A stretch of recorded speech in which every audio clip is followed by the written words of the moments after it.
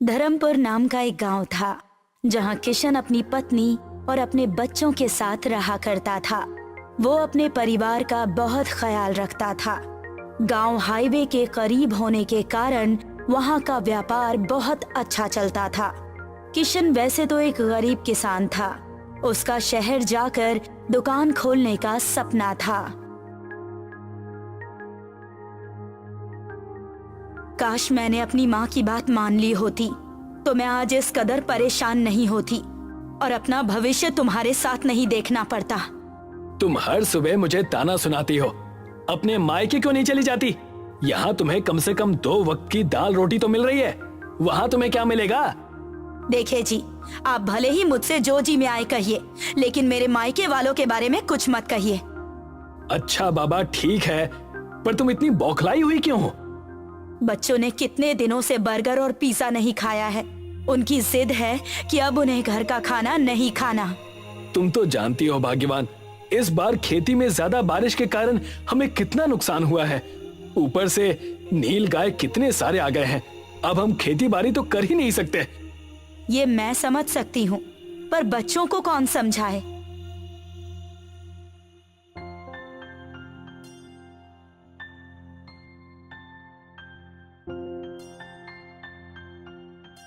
किशन अपने दोनों बच्चों को स्कूल से घर लेकर आता है।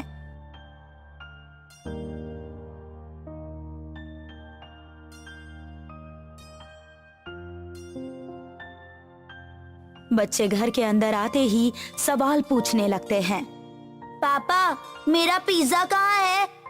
ना पिज्जा है और ना बर्गर, यहाँ तो कुछ भी नजर नहीं आ रहा। हाँ पापा, मेरे सारे क्लासमेट्स टिफिन में बर्गर और पिज्जा लेकर आते हैं और एक हम है कि भिंडी लौकी खाते रहते हैं। बहुत बेइज्जती होती है हमारी। तुम दोनों चिंता न करो, हमारा समय भी बदलेगा, कुछ दिन और इंतजार कर लो। किशन और बच्चों की बात सुनकर साया की आंखों में आंसू आ गए। तब साया ने किशन से कहा, मैं कुछ दिनों के लिए अपने बच्चों को लेकर अपने मायके चली जाती हूँ। मेरा भाई उन्हें ये सारी चीजें लाकर दे देगा जो आप नहीं दे पा रहे हैं। इतना कहने के बाद साया अपने बच्चों को लेकर अपने मायके चली जाती है और किशन घर पर अकेला रह जाता है।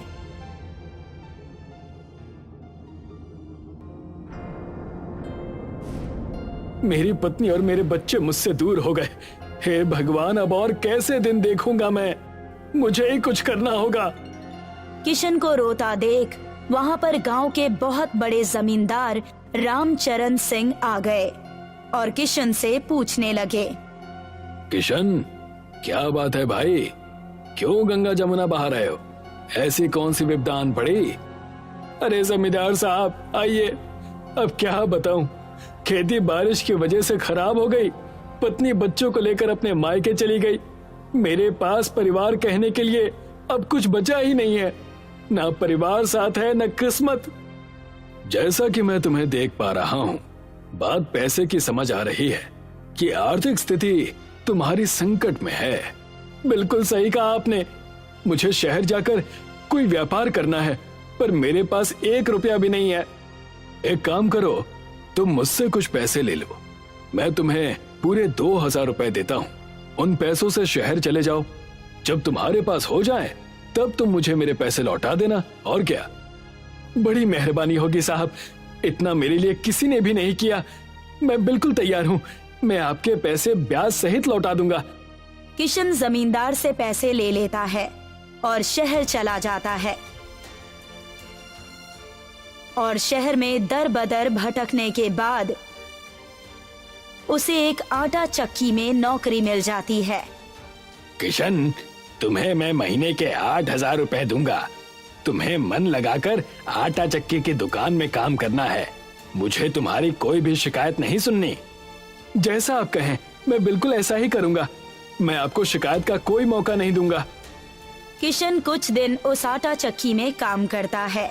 एक दिन हिसाब के हेर फेर की वजह से उसका उस आटा चक्की के मालिक के साथ झगड़ा हो जाता है। मैंने तुम्हें कितना ईमानदार समझा था, पर तुम तो चोर निकले। मुझे तुमसे ये उम्मीद नहीं थी। निकल जाओ मेरी दुकान से और इस बाजार में कभी नजर मत आना।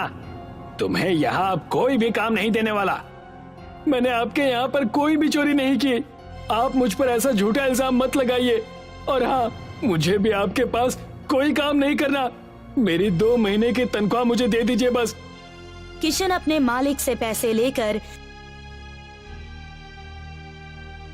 सामने वाले पिज्जा की दुकान पर बैठ जाता है और देखता है। आओ आओ, गर्मा गर्म पिज्जा खाओ। यार मैं अकेले कितना काम करूं, मुझे कुछ समझ में नहीं आ रहा। कोई एक बंदा मिल जाए तो मैं उसके ऊपर अपनी जिम्मेदारी सौंप दूं। लच्छू की बात सुनकर किशन उसके पास चला गया और कहने लगा, भाई साहब, क्या मैं आपकी दुकान में काम कर सकता हूँ? मुझे भी पिज्जा बनाना सिखा दीजिए। मैं लोगों के जूठे बर्तन धोने के लिए भी तैयार हूँ। लगता है ये मजबूर है। इसकी मजबूरी का मैं बखूबी फायदा उठाऊंगा। हाँ हाँ, क्यों नहीं। तुम मेरे दुकान में काम कर सकते हो, लेकिन एक ही शर्त पर। मैं तुम्हें तनख्वाह सिर्फ 2000 ही दूंगा और काम पूरे दिन करवाऊंगा।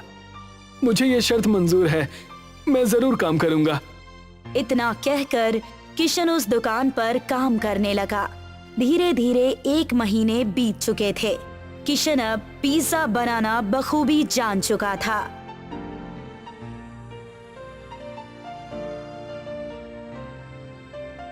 थोड़े से पैसे जमा करके किशन अपनी पत्नी और अपने बच्चों से मिलने अपने ससुराल पहुंचता है, जहां वो देखता है कि उसके बच्चे जूते सिलने और उन्हें पॉलिश करने का काम कर रहे हैं और उसकी पत्नी साया लोगों के घरों में काम कर रही है।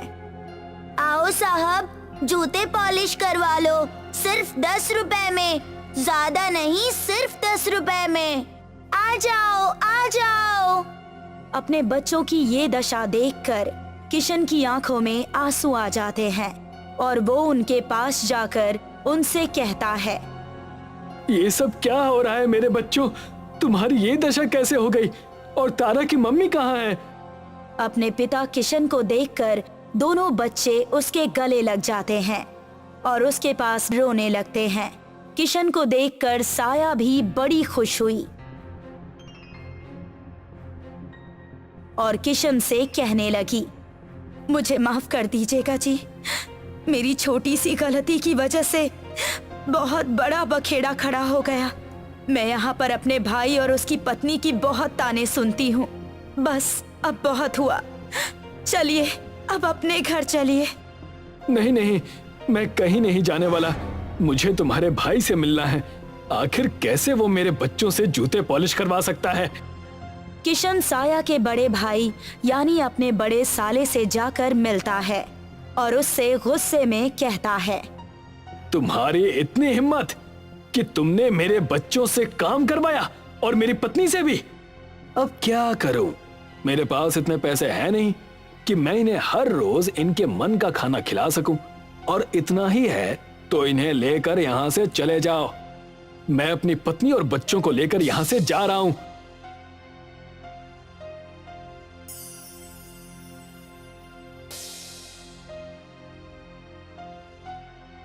किशन अपने बच्चों और अपनी पत्नी के साथ अपने गांव चला आता है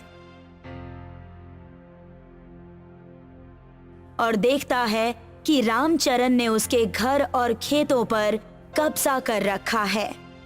अरे आओ किशन आओ, मेरे ब्याज के पैसे मुझे दे देना और अपना घर छुड़वा लेना। पर 2000 रुपए के लिए आपने मेरा घर और खेत कैसे ले लिया? 2000 नहीं, मैंने तुम्हें पूरे 20,000 दिए थे और अब उसका ब्याज और सूद मिलाकर तुम्हें मुझे पूरे 1 लाख देने हैं। पैसे दो और अपनी जमीन और अपना घर ले जाओ।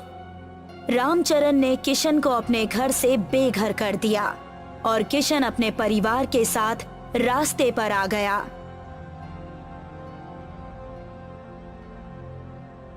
और तब किशन ने अपनी पत्नी साया से कहा, तुम चिंता ना करो भाग्यवान, मेरे पास एक तरकीब है जो हमें करनी है। मैं कुछ समझी नहीं, आप कहना क्या चाहते हैं? जब मैं शहर में था तो मैंने पिज्जा बनाने का काम सीखा था और अब मैं वही इस गांव के पास लगे हुए हाईवे के सामने खोलूंगा और पिज्जा बेचूंगा। क्या? सच? आप सच में पिज्जा की दुकान खोलेंगे? जैसा आप कहें जी, मैं तो कब से चाहती हूँ कि ऐसा कुछ हो और मैं दुकान चलाऊं। और तो और मुझ में दुकान चलाने का हुनर भी है। तब देर किस बात की, हम ऐसा ही करेंगे। किशन और साया ने हाईवे के एक जमीन पर एक छोटा सा पिज्जा का दुकान खोल लिया और उसका नाम रखा पिज्जा एक्सप्रेस हाईवे। देखते ही देखते एक दुकान चल पड़ी और उस दुकान पर भारी भीड़ इकट्ठा रहने लगी। देखा भाग्यवान, मैंने कहा था ना, हम जरूर काबिल होंगे। बस हमें मेहनत और लगन से सारे काम करने हैं। आपने सही कहा। अब बच्चे स्कूल में भी जाएंगे और हम उन्हें अच्छे कपड़े और अच्छा संस्कार भी देंगे। एक तरफ किशन के घर पर खुशियां आई हुई थीं, दूसरी तरफ रामचरण किशन की कामयाबी से जलने लगा था। रामचरण ने तय किया, उस किशन ने तो काया ही पलट दी और अब ये मैं देख नहीं सकता। कल मुझे मेरे पैसे देकर अपना घर और खेत दोनों मुझसे ले गया। मालिक, आप भी खामखा चिंता कर रहे हैं। हमें बस उसकी दुकान तोड़नी ही तो है, और क्या। आज ही रात को हम उसकी दुकान तोड़ देंगे।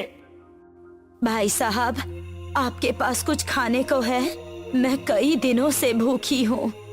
आइए बहन जी, आप दुकान के अंदर आइए और पिज्जा खाइए।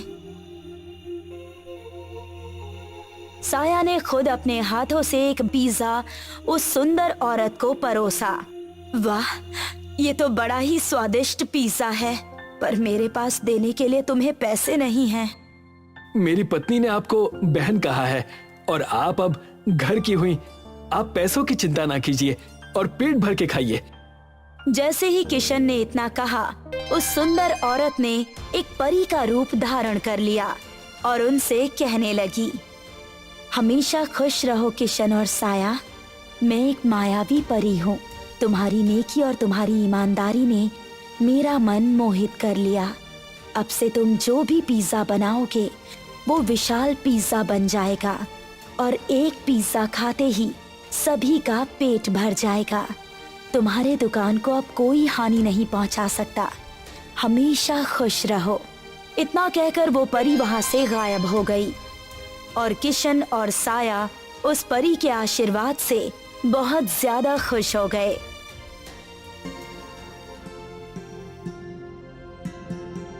रात को रामचरण अपने कुछ गुंडे लेकर उनके दुकान पर पहुंचा। जाओ, इसकी दुकान को हाईवे से नीचे गिरा दो। आप चिंता न करिए। जैसे ही वो गुंडे उस पिज्जा एक्सप्रेस हाईवे की दुकान के पास पहुंचे, सामने से एक पेड़ की डाली बहुत तेजी से उनकी तरफ आई और उन्हें अपने साथ उठाकर पेड़ के ऊपर लेकर चली गई। बचाओ, हमें बचाओ, यहाँ से नीचे उतारो, बचाओ हमें। उनकी आवाज सुनकर वहाँ पर किशन का परिवार आ गया और कहने लगा, बड़ा मजा आया। रामचरण काका तो पूरे बंदर लग रहे हैं। जी हाँ, जैसे को तैसा। मुझे माफ कर दो किशन, मुझसे बहुत बड़ी गलती हो गई है। मैं आइंदा से तुम्हें और तुम्हारे परिवार को कभी तंग नहीं करूंगा। साया के भाई को भी मैंने ही पैसे दिए थे ताकि तुम्हारी पत्नी और बच्चे खुश न रहें। सिर्फ तुम्हारी वजह से मेरा परिवार कितनी मुश्किल में था, तुम्हें इसका अंदाजा भी है? जाओ और अब तुम ऐसे ही तड़पो। किशन और साया वहां से चले गए। रामचरण को अपनी गलती का एहसास हो गया था। उस पेड़ ने उन्हें नीचे उतार दिया।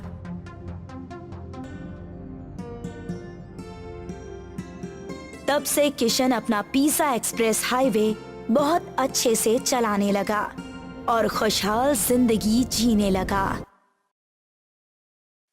एक गांव में शेखर नाम का 22 वर्षीय युवक रहा करता था। शेखर पढ़ाई लिखाई में बहुत ही ज्यादा होशियार था, मगर शेखर के माता पिता बहुत गरीब थे। शेखर का जब कॉलेज जाने का नंबर आया तो उसके पिता कमल प्रसाद अपने बेटे शेखर से बोले, बेटा, हमसे जहाँ तक हो सका हमने तुम्हें पढ़ाया लिखाया, लेकिन इसके आगे अब हम तुम्हें नहीं पढ़ा सकते। लेकिन क्यों पिताजी? आप तो जानते हैं कि मेरा कॉलेज जाने का सपना है। मैं पढ़ लिख कर बड़ा आदमी बनना चाहता हूँ।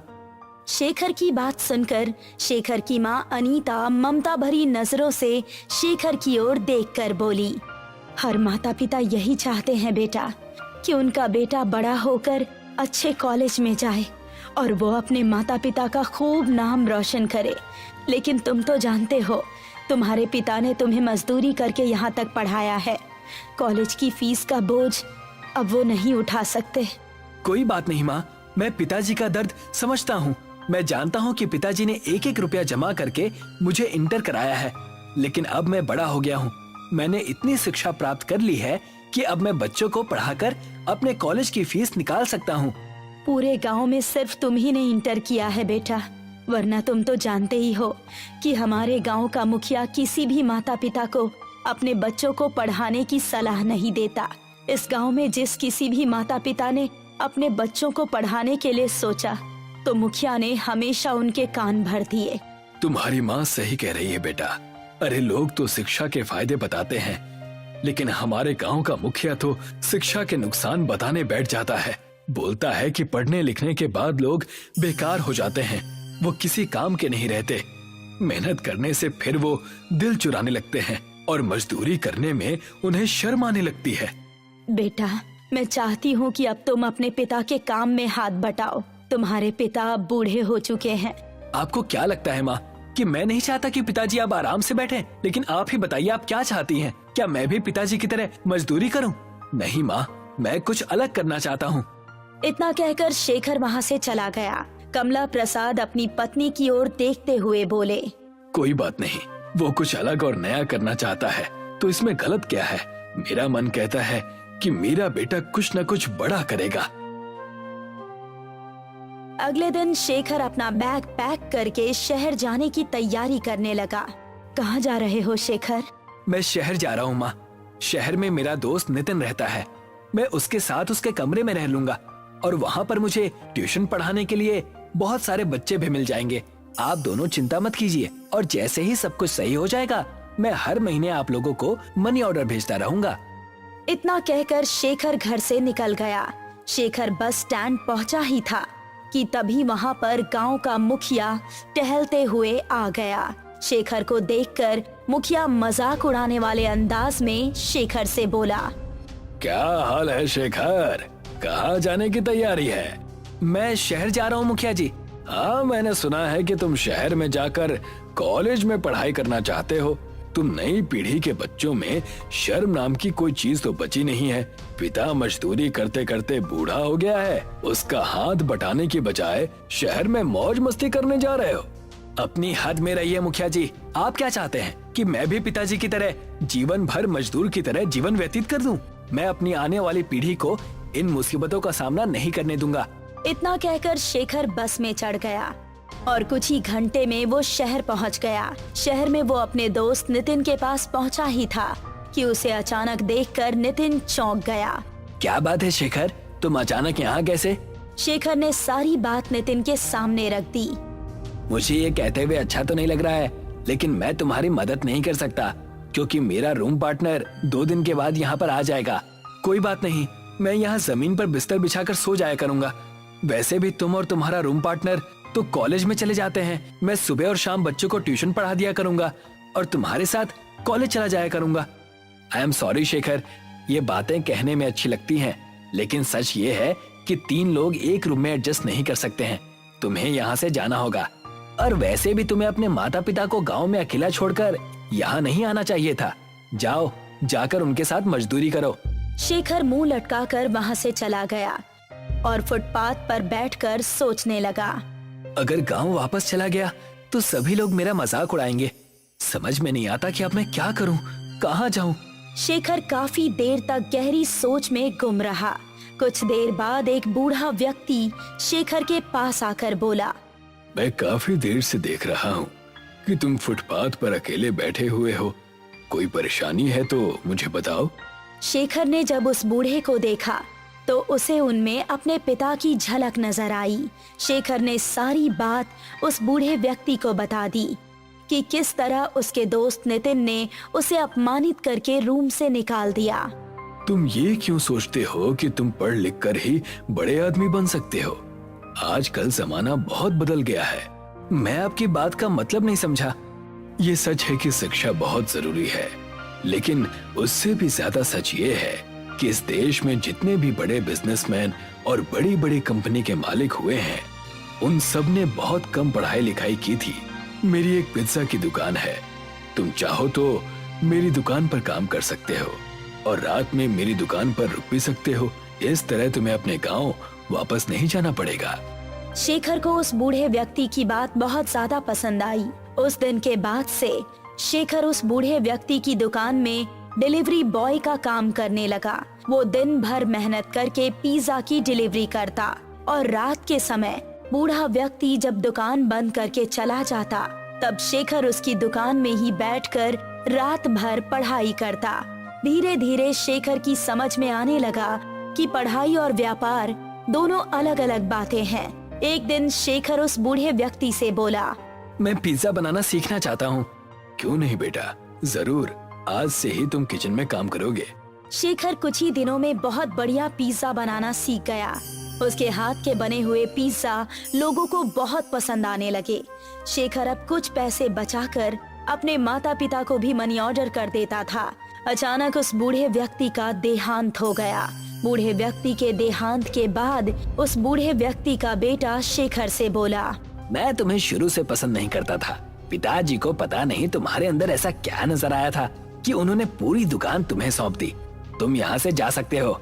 ऐसा मत कीजिए, अगर आप मुझे दुकान से निकाल देंगे तो मैं कहाँ जाऊँगा? अरे कहीं भी जाओ, मुझे उससे क्या। वैसे भी तुम्हें पिज्जा बनाना तो आता ही है। जाओ, जाकर कहीं और पिज्जा बनाओ। आइंदा मेरी दुकान के इर्द गिर्द भटक भी मत जाना। चलो निकलो यहाँ से। शेखर चुपचाप अपना सामान लेकर उसकी दुकान से बाहर निकल गया। बाहर निकलकर वो फिर से उसी फुटपाथ पर गया जहाँ पर उसकी पहली मुलाकात उस बूढ़े व्यक्ति से हुई थी। मैं हार नहीं मानूंगा। मेरे हाथ का पिज्जा शहर के लोगों को बहुत अच्छा लगता है और वैसे भी कई लोग मुझसे कह चुके हैं कि मुझे खुद की अपनी दुकान खोलनी चाहिए। क्यों ना मैं उन सब से मदद मांगू। अब से मैं अपना व्यापार खुद से शुरू करूंगा। किसी के आगे अब हाथ नहीं फैलाऊंगा।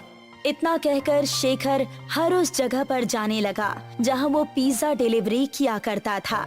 शेखर के स्वभाव को देखते हुए सभी लोगों ने उसकी बहुत मदद की और कुछ ही दिनों में शेखर ने शहर में एक छोटी सी दुकान किराए पर लेकर उसमें पिज्जा बनाने लगा। मगर शेखर की दुकान नहीं चली क्योंकि शहर में ब्रांडेड पिज्जा खाने वाले लोगों की संख्या बहुत ज्यादा थी। शेखर इसी परेशानी में रात के समय एक बहुत पुरानी बेकरी के पास बैठा हुआ था कि तभी एक व्यक्ति की आवाज उसके कानों में टकराई। कौन हो तुम? मेरा नाम शेखर है। आप कौन है? मेरा नाम मोहनलाल है। वो बेकरी देख रहे हो? मैं तो काफी समय से देख रहा हूँ। ये बेकरी तो बंद पड़ी हुई है। मेरी बेकरी रात में ही स्टार्ट होती है। मेरी बेकरी में वड़ा पाव बहुत ही अच्छा बना करता है। वैसे तुम क्या करते हो? अब मैं आपको क्या बताऊं बाबा, मैं पिज्जा बनाता हूँ। कुछ समय पहले मैंने कर्ज लेकर किराए पर दुकान ली थी, लेकिन पता नहीं क्यों मेरा पिज्जा लोग खरीद ही नहीं रहे। क्योंकि तुम्हें कुछ नया आइटम बनाना चाहिए बेटा। तुम वड़ा पाव पिज्जा क्यों नहीं ट्राई करते? वड़ा पाव पिज्जा? ये कैसी बातें कर रहे हैं आप बाबा? मैं तो पहली बार इसका नाम सुन रहा हूँ। मुझे तुम्हारा स्वभाव बहुत पसंद आया बेटा। मैं तुम्हें एक राज की बात बताता हूँ। मुझे वड़ा पाव बनाने की बहुत सी विशेष विधि आती है। कुछ समय पहले मैंने वड़ा पाव पिज्जा बनाने की विधि एक विदेशी से सीखी थी। तुम चाहो तो मैं तुम्हें वो विधि सिखा सकता हूँ, लेकिन एक शर्त है। कैसी शर्त बाबा? मेरी जो वड़ा पाव पिज्जा बनाने की विधि है उसके लिए तुम्हें सिर्फ मेरी ही बेकरी से वड़ा पाव खरीदने पड़ेंगे। लेकिन मेरे पास आपके वड़ा पाव खरीदने के पैसे नहीं हैं। कोई बात नहीं, तुम्हें मैं उधार देने के लिए तैयार हूँ। लेकिन इस बात की क्या गारंटी है बाबा कि वड़ा पाव पिज्जा बिकेगा ही बिकेगा? जरूर बिकेगा बेटा, और देखते ही देखते तुम्हारे दिन बदल जाएंगे। इतना कहकर मोहनलाल शेखर को बेकरी के अंदर ले गया। शेखर ने देखा कि बेकरी अंदर से बहुत बड़ी बनी हुई थी, पर वहाँ पर एक भी मजदूर काम नहीं कर रहा था। सिर्फ मशीन ही काम कर रही थी, जो कि ऑटोमेटिक तरीके से वड़ा पाव बनाकर तैयार कर रही थी। बाबा, यहाँ तो कोई मजदूर नहीं है और इतनी बड़ी मशीन की आवाज तो बाहर लग ही नहीं रही। ये ऑटोमेटिक मशीन है बेटा, कुछ समय के बाद तुम्हें सब समझ में आ जाएगा। मोहनलाल बेकरी के अंदर शेखर को वड़ा पाव बनाने की विधि समझाने लगा। कुछ ही देर में शेखर की समझ में आ गया। शेखर बहुत सारे वड़ा पाव लेकर अपनी दुकान पर गया और सुबह तक उसने सारे वड़ा पाव पिज्जा बनाकर तैयार कर दिए, जिनकी सुगंध दूर दूर तक जा रही थी। एक बाइक सवार युवक जो कि वहाँ से गुजर रहा था, अचानक शेखर की दुकान के सामने बाइक रोककर खड़ा हो गया। यहाँ तो बहुत अच्छी सुगंध आ रही है। ये वड़ा पाव पिज्जा की सुगंध है। मैं तो इस तरह के पिज्जा के बारे में पहली बार सुन रहा हूँ। लाओ जरा मुझे भी टेस्ट कराओ। शेखर ने एक वड़ा पाव पिज्जा उसे दे दिया। पिज्जा खाकर वो युवक खुशी से उछल पड़ा। यकीन मानो, मैं पिज्जा खाने का बहुत ज्यादा शौकीन हूँ, लेकिन इतना लजीज पिज्जा मैंने पहले कभी नहीं खाया। ये वड़ा पाव पिज्जा है सर, क्या आपको पसंद आया? मुझे बहुत ज्यादा पसंद आया। मैं एक न्यूज रिपोर्टर हूँ, तुम्हारे वड़ा पाव पिज्जा की तारीफ टीवी पर जरूर करूँगा। इतना कहकर वो वहाँ से चला गया। कुछ ही दिनों में देखते ही देखते शेखर का वड़ा पाव पिज्जा प्रसिद्ध होने लगा। अब शेखर ने अपना खुद का एक बहुत अच्छा मकान शहर में ले लिया था। शेखर ने अब MBA कंप्लीट कर ली थी, मगर अब उसका पूरा ध्यान अपने वड़ा पाव पिज्जा के बिजनेस की ओर था। कुछ समय बाद एक कंपनी का मालिक शेखर के पास आकर बोला, मेरा नाम एडवर्ड है, मैं अमेरिका में रहता हूँ। मैंने तुम्हारे वड़ा पाव पिज्जा की तारीफ बहुत सुनी है। मैं चाहता हूँ कि आज से ही तुम अपने वड़ा पाव पिज्जा की ब्रांच अमेरिका में भी खोलो। सच तो ये है कि मैं तुम्हारे साथ पार्टनरशिप करना चाहता हूँ। ये तो मेरे लिए बहुत ज्यादा खुशी की बात है। शेखर ने एडवर्ड के साथ पार्टनरशिप कर ली और देखते ही देखते शेखर का वड़ा पाव पिज्जा वर्ल्ड में फेमस होने लगा। कुछ दिनों बाद शेखर को बेस्ट बिजनेसमैन का अवार्ड भी मिला। उस अवार्ड के मिलने की खुशी में शेखर के माता पिता गांव के मुखिया के साथ शेखर के पास पहुँचे। वैसे तो मुझे शुरू से ही यकीन था कि तुम कुछ अलग और बड़ा ही करोगे। मुझे अपनी आंखों पर विश्वास नहीं हो रहा मेरे बेटे कि तू इतना बड़ा आदमी बन गया। तुम्हारे पिता बिल्कुल सही कह रहे हैं बेटा। मुझे खुशी है कि तुमने उस वक्त मेरी बात नहीं मानी। अगर तुम मेरी बात मान लेते तो तुम भी अपने पिता की तरह एक मजदूर ही रहते। मुझे माफ कर दो शेखर, मुझे समझ में आ गया है कि अगर प्रतिभा के साथ शिक्षा भी जुड़ जाए तो फिर इनका मुकाबला कोई नहीं कर सकता। तुमने न सिर्फ हमारे गाँव का बल्कि इस देश का भी नाम बहुत रोशन किया है। मुझे तुम पर गर्व है। शेखर ने मुखिया और अपने माता पिता से बोला, मेरी इस सफलता के हकदार मेरे मित्र मोहनलाल जी हैं। अगर वो अपनी बेकरी से वड़ा पाव मुझे नहीं देते तो शायद मैं कभी इतना बड़ा आदमी नहीं बनता। आज भी उन्हीं की बेकरी के बने हुए वड़ा पाव मेरी कंपनी में आते हैं। तो फिर तो तुम्हें उन्हें धन्यवाद कहना चाहिए बेटा। आपके आने से पहले मैं उन्हीं के पास जाने की तैयारी कर रहा था। तो जाओ बेटा, शुभ काम में देरी नहीं करनी चाहिए। शेखर अपनी कार से उस बेकरी के पास पहुंच गया। वो काफी दिनों बाद बेकरी के पास आया था। मोहनलाल ने काफी दिनों से शेखर से पेमेंट भी नहीं मांगी थी, मगर शेखर ने देखा कि उस बेकरी के पास कोई भी मौजूद नहीं था। वो बेकरी बंद पड़ी हुई थी। शेखर हैरत से उस बंद बेकरी की ओर देखने लगा कि तभी एक व्यक्ति की आवाज उसके कानों में टकराई। क्या देख रहे हो? मेरा नाम शेखर है। वैसे तो इस समय मोहनलाल जी बेकरी के सामने ही होते हैं, लेकिन पता नहीं आज उनकी बेकरी बंद है। ये तुम कैसी बातें कर रहे हो? ये बेकरी तो बरसों से बंद पड़ी है और जिन मोहनलाल की तुम बात कर रहे हो वो तो बहुत सालों पहले हुआ करते थे। क्या कहना चाहते हैं आप? मोहनलाल जी 1950 के दशक में इस बेकरी के मालिक थे। आप कौन हैं? मैं एक साफ सफाई करने वाला कर्मचारी हूँ। इतना कहकर उस व्यक्ति ने कुछ चेक निकाल कर शेखर को दिए। कई महीनों से मुझे ये चेक यहाँ पर पड़े हुए मिल रहे हैं। इसमें किसी शेखर नाम के व्यक्ति के सिग्नेचर हैं। क्या वो तुम ही हो? हाँ, वो मैं ही हूँ। तुम्हारा दिमाग तो ठीक है। तुम ऐसे व्यक्ति के नाम पर चेक काट कर फेंक रहे हो जो इस दुनिया से 70-80 साल पहले ही जा चुका है। इतना कहकर वो चला गया। शेखर की समझ में अब सारा माजरा आ चुका था। वो समझ चुका था कि शायद वो वड़ा पाव जिसका वो वड़ा पाव पिज्जा बना रहा था वो चमत्कारिक थे। शेखर मुस्कुराता हुआ चुपचाप वहाँ से वापस चला आया, मगर वो आज भी वड़ा पाव पिज्जा बनाने के लिए प्रसिद्ध है। धर्मपुर नाम का एक गांव था जहां किशन अपनी पत्नी और अपने बच्चों के साथ रहा करता था। वो अपने परिवार का बहुत ख्याल रखता था। गांव हाईवे के करीब होने के कारण वहां का व्यापार बहुत अच्छा चलता था। किशन वैसे तो एक गरीब किसान था।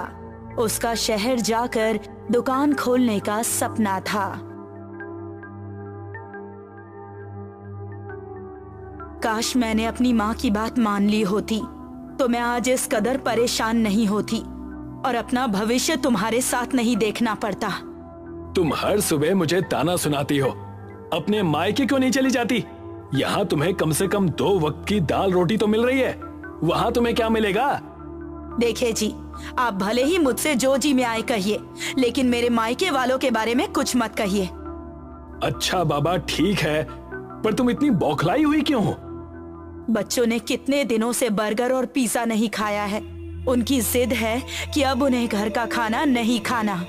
तुम तो जानती हो भाग्यवान, इस बार खेती में ज्यादा बारिश के कारण हमें कितना नुकसान हुआ है। ऊपर से नील गाय कितने सारे आ गए हैं, अब हम खेती बाड़ी तो कर ही नहीं सकते। ये मैं समझ सकती हूँ, पर बच्चों को कौन समझाए?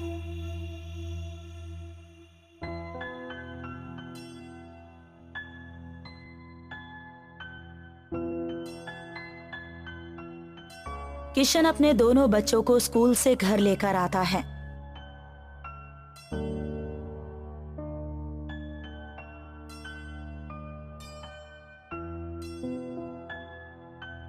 बच्चे घर के अंदर आते ही सवाल पूछने लगते हैं। पापा, मेरा पिज्जा कहाँ है? ना पिज्जा है और ना बर्गर, यहाँ तो कुछ भी नजर नहीं आ रहा।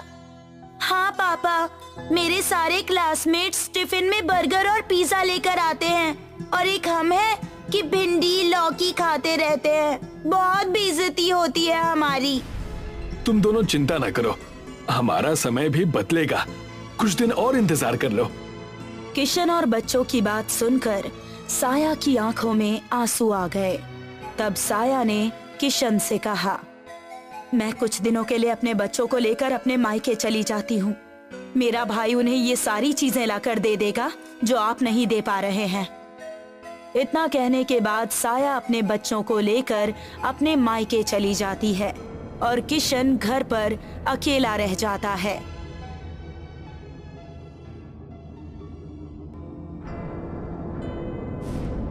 मेरी पत्नी और मेरे बच्चे मुझसे दूर हो गए। हे भगवान, अब और कैसे दिन देखूंगा मैं? मुझे ही कुछ करना होगा।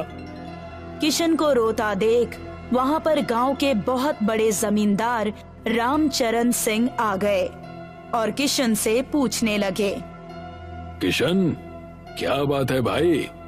क्यों गंगा जमुना बहा रहे हो? ऐसी कौन सी विपदा आन पड़ी? अरे जमींदार साहब आइए, अब क्या बताऊं, खेती बारिश की वजह से खराब हो गई। पत्नी बच्चों को लेकर अपने मायके चली गई। मेरे पास परिवार कहने के लिए अब कुछ बचा ही नहीं है। ना परिवार साथ है, न किस्मत। जैसा कि मैं तुम्हें देख पा रहा हूँ, बात पैसे की समझ आ रही है कि आर्थिक स्थिति तुम्हारी संकट में है। बिल्कुल सही कहा आपने। मुझे शहर जाकर कोई व्यापार करना है, पर मेरे पास 1 रुपया भी नहीं है। एक काम करो, तुम मुझसे कुछ पैसे ले लो, मैं तुम्हें पूरे 2000 रुपए देता हूँ। उन पैसों से शहर चले जाओ, जब तुम्हारे पास हो जाए तब तुम मुझे मेरे पैसे लौटा देना। और क्या? बड़ी मेहरबानी होगी साहब, इतना मेरे लिए किसी ने भी नहीं किया। मैं बिल्कुल तैयार हूँ, मैं आपके पैसे ब्याज सहित लौटा दूंगा। किशन जमींदार से पैसे ले लेता है और शहर चला जाता है और शहर में दर बदर भटकने के बाद उसे एक आटा चक्की में नौकरी मिल जाती है। किशन, तुम्हें मैं महीने के 8000 रुपए दूंगा। तुम्हें मन लगाकर आटा चक्की की दुकान में काम करना है। मुझे तुम्हारी कोई भी शिकायत नहीं सुननी। जैसा आप कहें, मैं बिल्कुल ऐसा ही करूंगा। मैं आपको शिकायत का कोई मौका नहीं दूंगा। किशन कुछ दिन उस आटा चक्की में काम करता है। एक दिन हिसाब के हेर फेर की वजह से उसका उस आटा चक्की के मालिक के साथ झगड़ा हो जाता है। मैंने तुम्हें कितना ईमानदार समझा था, पर तुम तो चोर निकले। मुझे तुमसे ये उम्मीद नहीं थी। निकल जाओ मेरी दुकान से और इस बाजार में कभी नजर मत आना। तुम्हें यहाँ अब कोई भी काम नहीं देने वाला। मैंने आपके यहाँ पर कोई भी चोरी नहीं की। आप मुझ पर ऐसा झूठा इल्जाम मत लगाइए। और हाँ, मुझे भी आपके पास कोई काम नहीं करना। मेरी 2 महीने की तनख्वाह मुझे दे दीजिए बस। किशन अपने मालिक से पैसे लेकर सामने वाले पिज्जा की दुकान पर बैठ जाता है और देखता है। आओ आओ, गर्मा गर्म पिज्जा खाओ। यार मैं अकेले कितना काम करूं, मुझे कुछ समझ में नहीं आ रहा। कोई एक बंदा मिल जाए तो मैं उसके ऊपर अपनी जिम्मेदारी सौंप दूं। लच्छू की बात सुनकर किशन उसके पास चला गया और कहने लगा, भाई साहब, क्या मैं आपकी दुकान में काम कर सकता हूँ? मुझे भी पिज्जा बनाना सिखा दीजिए। मैं लोगों के जूठे बर्तन धोने के लिए भी तैयार हूँ। लगता है ये मजबूर है, इसकी मजबूरी का मैं बखूबी फायदा उठाऊंगा। हाँ हाँ, क्यों नहीं, तुम मेरे दुकान में काम कर सकते हो, लेकिन एक ही शर्त पर। मैं तुम्हें तनख्वाह सिर्फ 2000 ही दूंगा और काम पूरे दिन करवाऊंगा। मुझे ये शर्त मंजूर है, मैं जरूर काम करूंगा। इतना कहकर किशन उस दुकान पर काम करने लगा। धीरे धीरे 1 महीने बीत चुके थे। किशन अब पिज्जा बनाना बखूबी जान चुका था।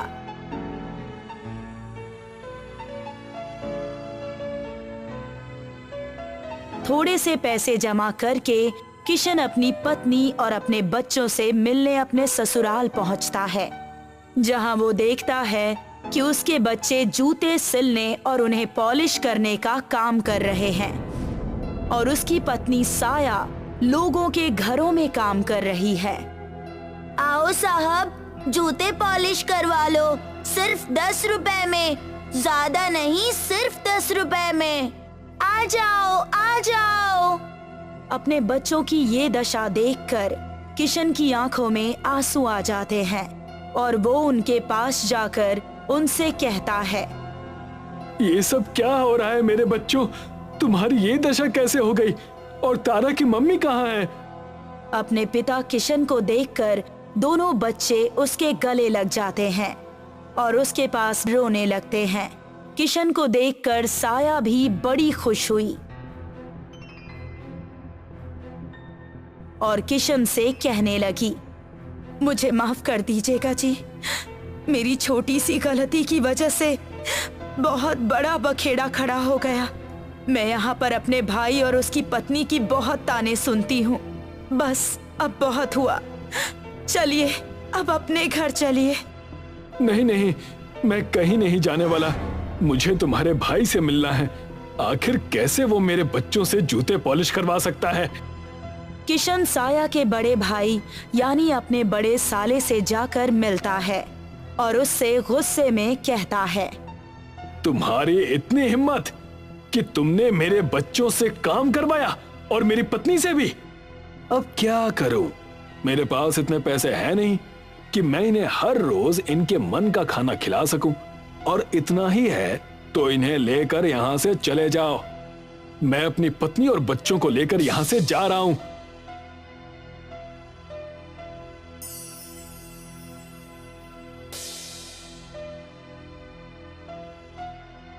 किशन अपने बच्चों और अपनी पत्नी के साथ अपने गांव चला आता है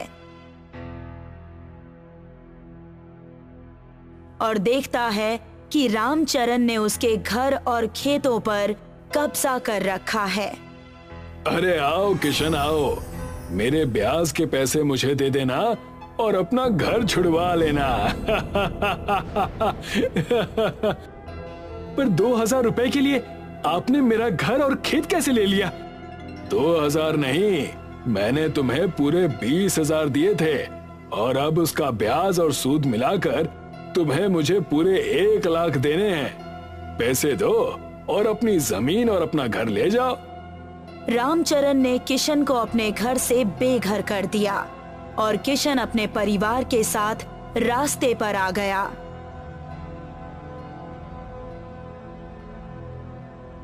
और तब किशन ने अपनी पत्नी साया से कहा, तुम चिंता ना करो भाग्यवान, मेरे पास एक तरकीब है जो हमें करनी है। मैं कुछ समझी नहीं, आप कहना क्या चाहते हैं?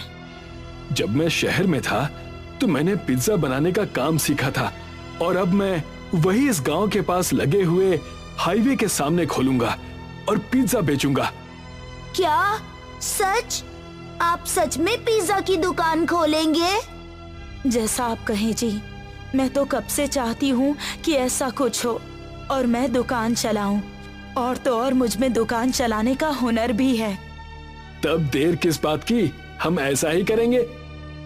किशन और साया ने हाईवे के एक जमीन पर एक छोटा सा पिज्जा का दुकान खोल लिया और उसका नाम रखा पिज्जा एक्सप्रेस हाईवे। देखते ही देखते दुकान चल पड़ी और उस दुकान पर भारी भीड़ इकट्ठा रहने लगी। देखा भाग्यवान, मैंने कहा था ना, हम जरूर काबिल होंगे। बस हमें मेहनत और लगन से सारे काम करने हैं। आपने सही कहा। अब बच्चे स्कूल में भी जाएंगे और हम उन्हें अच्छे कपड़े और अच्छा संस्कार भी देंगे।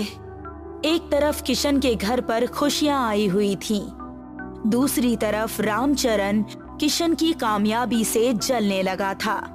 रामचरण ने तय किया, उस किशन ने तो काया ही पलट दी और अब ये मैं देख नहीं सकता। कल मुझे मेरे पैसे देकर अपना घर और खेत दोनों मुझसे ले गया।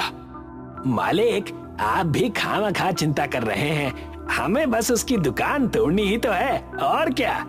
आज ही रात को हम उसकी दुकान तोड़ देंगे। भाई साहब, आपके पास कुछ खाने को है? मैं कई दिनों से भूखी हूँ। आइए बहन जी, आप दुकान के अंदर आइए और पिज्जा खाइए।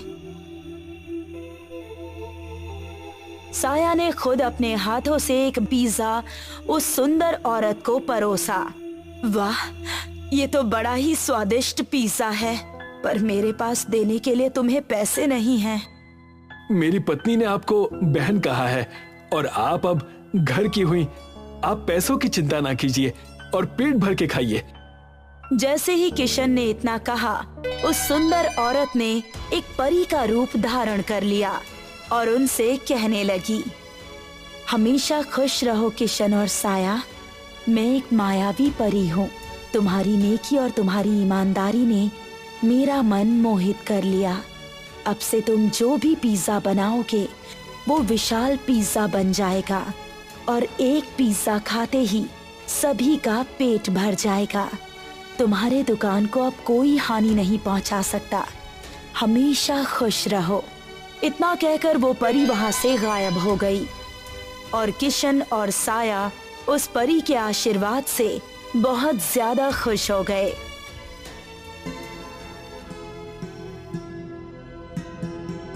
रात को रामचरण अपने कुछ गुंडे लेकर उनके दुकान पर पहुंचा।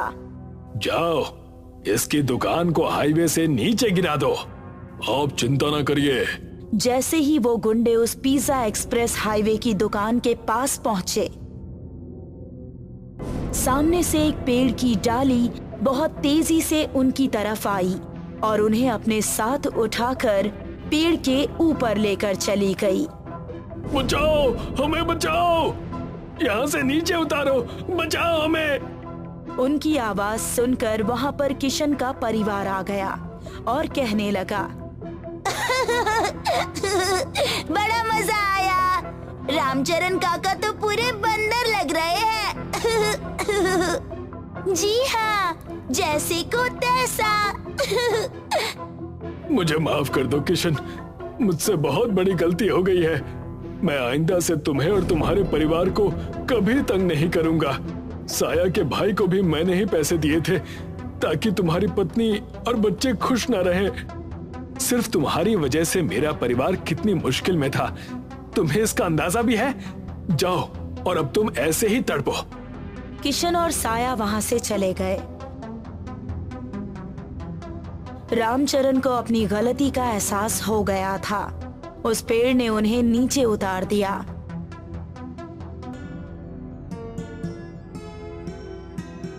तब से किशन अपना पिज्जा एक्सप्रेस हाईवे बहुत अच्छे से चलाने लगा और खुशहाल जिंदगी जीने लगा। एक गांव में शेखर नाम का 22 वर्षीय युवक रहा करता था।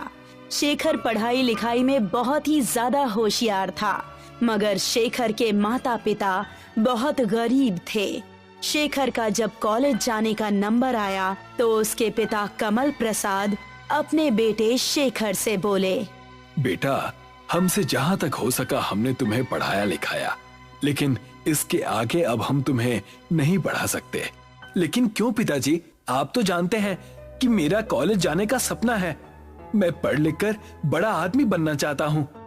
शेखर की बात सुनकर शेखर की माँ अनीता ममता भरी नजरों से शेखर की ओर देखकर बोली, हर माता पिता यही चाहते हैं बेटा कि उनका बेटा बड़ा होकर अच्छे कॉलेज में जाए और वो अपने माता पिता का खूब नाम रोशन करे। लेकिन तुम तो जानते हो, तुम्हारे पिता ने तुम्हें मजदूरी करके यहाँ तक पढ़ाया है। कॉलेज की फीस का बोझ अब वो नहीं उठा सकते। कोई बात नहीं माँ, मैं पिताजी का दर्द समझता हूँ। मैं जानता हूँ कि पिताजी ने एक एक रुपया जमा करके मुझे इंटर कराया है। लेकिन अब मैं बड़ा हो गया हूँ। मैंने इतनी शिक्षा प्राप्त कर ली है कि अब मैं बच्चों को पढ़ाकर अपने कॉलेज की फीस निकाल सकता हूँ। पूरे गांव में सिर्फ तुम ही ने इंटर किया है बेटा, वरना तुम तो जानते ही हो कि हमारे गांव का मुखिया किसी भी माता पिता को अपने बच्चों को पढ़ाने की सलाह नहीं देता। इस गांव में जिस किसी भी माता पिता ने अपने बच्चों को पढ़ाने के लिए सोचा तो मुखिया ने हमेशा उनके कान भर दिए। तुम्हारी माँ सही कह रही है बेटा। अरे लोग तो शिक्षा के फायदे बताते हैं, लेकिन हमारे गांव का मुखिया तो शिक्षा के नुकसान बताने बैठ जाता है। बोलता है कि पढ़ने लिखने के बाद लोग बेकार हो जाते हैं, वो किसी काम के नहीं रहते। मेहनत करने से फिर वो दिल चुराने लगते हैं और मजदूरी करने में उन्हें शर्म आने लगती है। बेटा, मैं चाहती हूँ कि अब तुम अपने पिता के काम में हाथ बटाओ। तुम्हारे पिता अब बूढ़े हो चुके हैं। आपको क्या लगता है माँ कि मैं नहीं चाहता कि पिताजी अब आराम से बैठें? लेकिन आप ही बताइए, आप क्या चाहती हैं? क्या मैं भी पिताजी की तरह मजदूरी करूं? नहीं माँ, मैं कुछ अलग करना चाहता हूँ। इतना कहकर शेखर वहाँ से चला गया।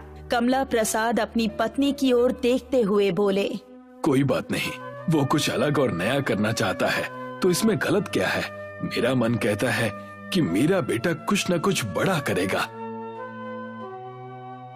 अगले दिन शेखर अपना बैग पैक करके शहर जाने की तैयारी करने लगा। कहाँ जा रहे हो शेखर? मैं शहर जा रहा हूँ माँ। शहर में मेरा दोस्त नितिन रहता है।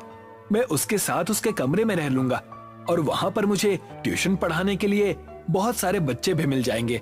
आप दोनों चिंता मत कीजिए और जैसे ही सब कुछ सही हो जाएगा मैं हर महीने आप लोगों को मनी ऑर्डर भेजता रहूंगा। इतना कहकर शेखर घर से निकल गया।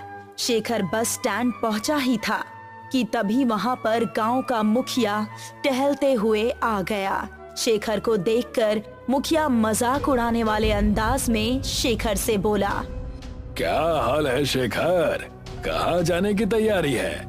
मैं शहर जा रहा हूँ मुखिया जी।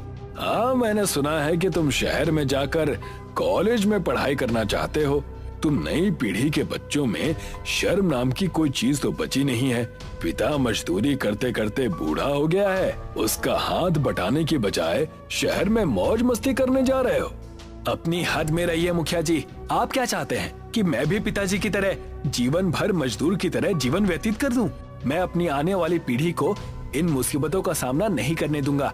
इतना कहकर शेखर बस में चढ़ गया और कुछ ही घंटे में वो शहर पहुंच गया। शहर में वो अपने दोस्त नितिन के पास पहुंचा ही था कि उसे अचानक देखकर नितिन चौंक गया। क्या बात है शेखर, तुम अचानक यहाँ कैसे? शेखर ने सारी बात नितिन के सामने रख दी। मुझे ये कहते हुए अच्छा तो नहीं लग रहा है, लेकिन मैं तुम्हारी मदद नहीं कर सकता क्योंकि मेरा रूम पार्टनर 2 दिन के बाद यहाँ पर आ जाएगा। कोई बात नहीं, मैं यहाँ जमीन पर बिस्तर बिछाकर सो जाया करूंगा। वैसे भी तुम और तुम्हारा रूम पार्टनर तो कॉलेज में चले जाते हैं। मैं सुबह और शाम बच्चों को ट्यूशन पढ़ा दिया करूंगा और तुम्हारे साथ कॉलेज चला जाया करूंगा। आई एम सॉरी शेखर, ये बातें कहने में अच्छी लगती हैं, लेकिन सच ये है कि 3 लोग एक रूम में एडजस्ट नहीं कर सकते हैं। तुम्हें यहाँ से जाना होगा और वैसे भी तुम्हें अपने माता पिता को गाँव में अकेला छोड़कर यहाँ नहीं आना चाहिए था। जाओ, जाकर उनके साथ मजदूरी करो। शेखर मुंह लटकाकर वहाँ से चला गया और फुटपाथ पर बैठकर सोचने लगा। अगर गांव वापस चला गया तो सभी लोग मेरा मजाक उड़ाएंगे। समझ में नहीं आता कि अब मैं क्या करूं, कहां जाऊं। शेखर काफी देर तक गहरी सोच में गुम रहा। कुछ देर बाद एक बूढ़ा व्यक्ति शेखर के पास आकर बोला, मैं काफी देर से देख रहा हूँ कि तुम फुटपाथ पर अकेले बैठे हुए हो। कोई परेशानी है तो मुझे बताओ। शेखर ने जब उस बूढ़े को देखा तो उसे उनमें अपने पिता की झलक नजर आई। शेखर ने सारी बात उस बूढ़े व्यक्ति को बता दी कि किस तरह उसके दोस्त नितिन ने उसे अपमानित करके रूम से निकाल दिया। तुम ये क्यों सोचते हो कि तुम पढ़ लिख कर ही बड़े आदमी बन सकते हो? आजकल जमाना बहुत बदल गया है। मैं आपकी बात का मतलब नहीं समझा। ये सच है कि शिक्षा बहुत जरूरी है, लेकिन उससे भी ज्यादा सच ये है कि इस देश में जितने भी बड़े बिजनेसमैन और बड़ी बड़ी कंपनी के मालिक हुए हैं, उन सब ने बहुत कम पढ़ाई लिखाई की थी। मेरी एक पिज्जा की दुकान है, तुम चाहो तो मेरी दुकान पर काम कर सकते हो और रात में मेरी दुकान पर रुक भी सकते हो। इस तरह तुम्हें अपने गांव वापस नहीं जाना पड़ेगा। शेखर को उस बूढ़े व्यक्ति की बात बहुत ज्यादा पसंद आई। उस दिन के बाद से शेखर उस बूढ़े व्यक्ति की दुकान में डिलीवरी बॉय का काम करने लगा। वो दिन भर मेहनत करके पिज्जा की डिलीवरी करता और रात के समय बूढ़ा व्यक्ति जब दुकान बंद करके चला जाता, तब शेखर उसकी दुकान में ही बैठकर रात भर पढ़ाई करता। धीरे धीरे शेखर की समझ में आने लगा कि पढ़ाई और व्यापार दोनों अलग अलग बातें हैं। एक दिन शेखर उस बूढ़े व्यक्ति से बोला, मैं पिज्जा बनाना सीखना चाहता हूँ। क्यों नहीं बेटा, जरूर, आज से ही तुम किचन में काम करोगे। शेखर कुछ ही दिनों में बहुत बढ़िया पिज्जा बनाना सीख गया। उसके हाथ के बने हुए पिज्जा लोगों को बहुत पसंद आने लगे। शेखर अब कुछ पैसे बचाकर अपने माता पिता को भी मनी ऑर्डर कर देता था। अचानक उस बूढ़े व्यक्ति का देहांत हो गया। बूढ़े व्यक्ति के देहांत के बाद उस बूढ़े व्यक्ति का बेटा शेखर से बोला, मैं तुम्हें शुरू से पसंद नहीं करता था। पिताजी को पता नहीं तुम्हारे अंदर ऐसा क्या नजर आया था कि उन्होंने पूरी दुकान तुम्हें सौंप दी। तुम यहाँ से जा सकते हो। ऐसा मत कीजिए, अगर आप मुझे दुकान से निकाल देंगे तो मैं कहाँ जाऊँगा? अरे कहीं भी जाओ, मुझे उससे क्या। वैसे भी तुम्हें पिज्जा बनाना तो आता ही है। जाओ, जाकर कहीं और पिज्जा बनाओ। आइंदा मेरी दुकान के इर्द गिर्द भटक भी मत जाना। चलो निकलो यहाँ से। शेखर चुपचाप अपना सामान लेकर उसकी दुकान से बाहर निकल गया। बाहर निकलकर वो फिर से उसी फुटपाथ पर गया जहाँ पर उसकी पहली मुलाकात उस बूढ़े व्यक्ति से हुई थी। मैं हार नहीं मानूंगा। मेरे हाथ का पिज्जा शहर के लोगों को बहुत अच्छा लगता है और वैसे भी कई लोग मुझसे कह चुके हैं कि मुझे खुद की अपनी दुकान खोलनी चाहिए। क्यों ना मैं उन सब से मदद मांगू। अब से मैं अपना व्यापार खुद से शुरू करूंगा। किसी के आगे अब हाथ नहीं फैलाऊंगा। इतना कहकर शेखर हर उस जगह पर जाने लगा जहां वो पिज्जा डिलीवरी किया करता था। शेखर के स्वभाव को देखते हुए सभी लोगों ने उसकी बहुत मदद की और कुछ ही दिनों में शेखर ने शहर में एक छोटी सी दुकान किराए पर लेकर उसमें पिज्जा बनाने लगा। मगर शेखर की दुकान नहीं चली क्योंकि शहर में ब्रांडेड पिज्जा खाने वाले लोगों की संख्या बहुत ज्यादा थी। शेखर इसी परेशानी में रात के समय एक बहुत पुरानी बेकरी के पास बैठा हुआ था कि तभी एक व्यक्ति की आवाज उसके कानों में टकराई। कौन हो तुम? मेरा नाम शेखर है। आप कौन है? मेरा नाम मोहनलाल है। वो बेकरी देख रहे हो? मैं तो काफी समय से देख रहा हूँ। ये बेकरी तो बंद पड़ी हुई है। मेरी बेकरी रात में ही स्टार्ट होती है। मेरी बेकरी में वड़ा पाव बहुत ही अच्छा बना करता है। वैसे तुम क्या करते हो? अब मैं आपको क्या बताऊं बाबा, मैं पिज्जा बनाता हूँ। कुछ समय पहले मैंने कर्ज लेकर किराए पर दुकान ली थी, लेकिन पता नहीं क्यों मेरा पिज्जा लोग खरीद ही नहीं रहे। क्योंकि तुम्हें कुछ नया आइटम बनाना चाहिए बेटा। तुम वड़ा पाव पिज्जा क्यों नहीं ट्राई करते? वड़ा पाव पिज्जा? ये कैसी बातें कर रहे हैं आप बाबा? मैं तो पहली बार इसका नाम सुन रहा हूँ। मुझे तुम्हारा स्वभाव बहुत पसंद आया बेटा। मैं तुम्हें एक राज की बात बताता हूँ। मुझे वड़ा पाव बनाने की बहुत सी विशेष विधि आती है। कुछ समय पहले मैंने वड़ा पाव पिज्जा बनाने की विधि एक विदेशी से सीखी थी। तुम चाहो तो मैं तुम्हें वो विधि सिखा सकता हूँ, लेकिन एक शर्त है। कैसी शर्त बाबा? मेरी जो वड़ा पाव पिज्जा बनाने की विधि है उसके लिए तुम्हें सिर्फ मेरी ही बेकरी से वड़ा पाव खरीदने पड़ेंगे। लेकिन मेरे पास आपके वड़ा पाव खरीदने के पैसे नहीं हैं। कोई बात नहीं, तुम्हें मैं उधार देने के लिए तैयार हूँ। लेकिन इस बात की क्या गारंटी है बाबा कि वड़ा पाव पिज्जा बिकेगा ही बिकेगा? जरूर बिकेगा बेटा। और देखते ही देखते तुम्हारे दिन बदल जाएंगे। इतना कहकर मोहनलाल शेखर को बेकरी के अंदर ले गया।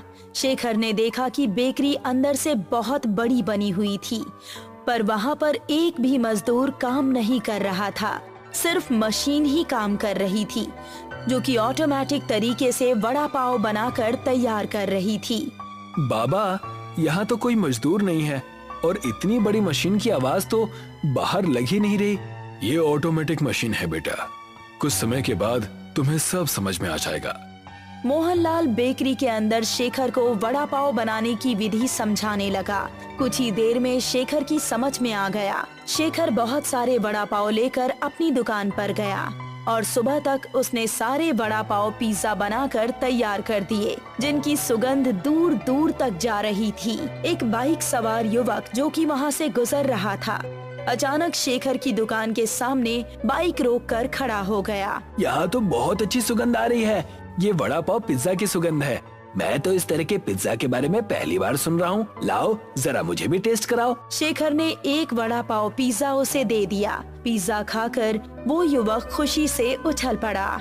यकीन मानो, मैं पिज्जा खाने का बहुत ज्यादा शौकीन हूँ, लेकिन इतना लजीज पिज्जा मैंने पहले कभी नहीं खाया। ये वड़ा पाव पिज्जा है सर, क्या आपको पसंद आया? मुझे बहुत ज्यादा पसंद आया। मैं एक न्यूज रिपोर्टर हूँ, तुम्हारे वड़ा पाव पिज्जा की तारीफ टीवी पर जरूर करूँगा। इतना कहकर वो वहाँ से चला गया। कुछ ही दिनों में देखते ही देखते शेखर का वड़ा पाव पिज्जा प्रसिद्ध होने लगा। अब शेखर ने अपना खुद का एक बहुत अच्छा मकान शहर में ले लिया था। शेखर ने अब MBA कंप्लीट कर ली थी, मगर अब उसका पूरा ध्यान अपने वड़ा पाव पिज्जा के बिजनेस की ओर था।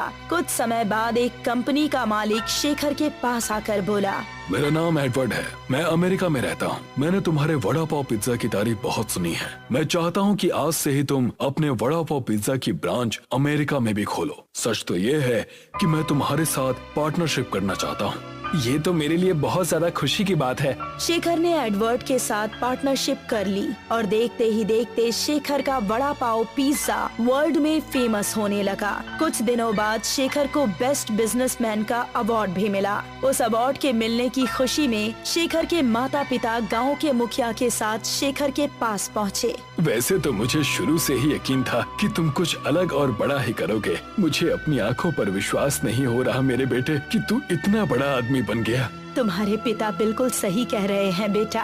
मुझे खुशी है कि तुमने उस वक्त मेरी बात नहीं मानी। अगर तुम मेरी बात मान लेते तो तुम भी अपने पिता की तरह एक मजदूर ही रहते।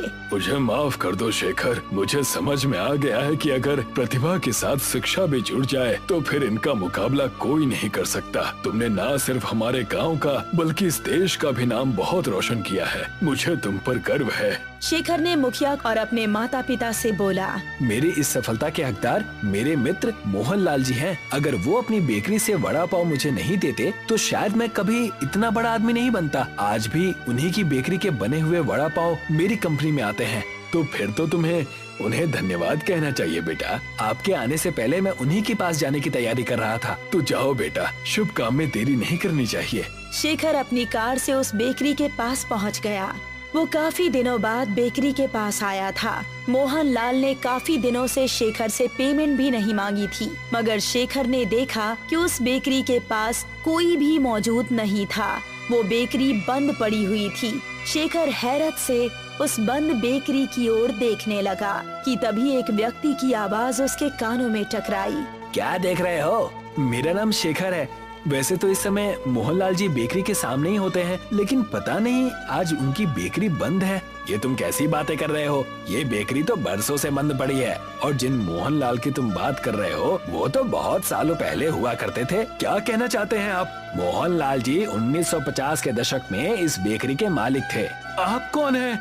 मैं एक साफ सफाई करने वाला कर्मचारी हूँ। इतना कहकर उस व्यक्ति ने कुछ चेक निकाल कर शेखर को दिए। कई महीनों से मुझे ये चेक यहाँ पर पड़े हुए मिल रहे हैं। इसमें किसी शेखर नाम के व्यक्ति के सिग्नेचर हैं। क्या वो तुम ही हो? हाँ, वो मैं ही हूँ। तुम्हारा दिमाग तो ठीक है, तुम ऐसे व्यक्ति के नाम पर चेक काट कर फेंक रहे हो जो इस दुनिया से 70-80 साल पहले ही जा चुका है। इतना कहकर वो चला गया। शेखर की समझ में अब सारा माजरा आ चुका था। वो समझ चुका था कि शायद वो वड़ा पाव जिसका वो वड़ा पाव पिज्जा बना रहा था वो चमत्कारिक थे। शेखर मुस्कुराता हुआ चुपचाप वहाँ से वापस चला आया, मगर वो आज भी वड़ा पाव पिज्जा बनाने के लिए प्रसिद्ध है।